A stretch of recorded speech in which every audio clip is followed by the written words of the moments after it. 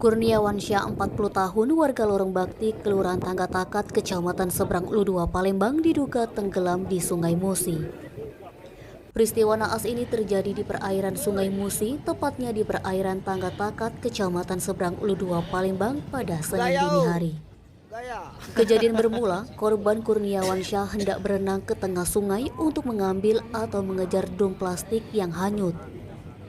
Setelah setengah jam korban tidak kembali ke daratan, rekan-rekan sudah melakukan pencarian hingga Senin siang. Tim rescue belum menemukan korban. Kasat Polairut Polrestabes Palembang Kompol Dedi Ardiansyah membenarkan kejadian tersebut. Hingga saat ini korban sedang dalam pencarian tim gabungan Satpol Airut Polrestabes Palembang, Basarnas, TNI, dan lainnya.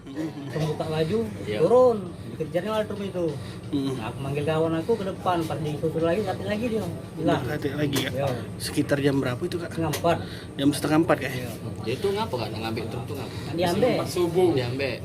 Jarak dari dermaga itu ke apa? Drum itu berapa meter lah? Sekitar berapa meter lah dia berenang?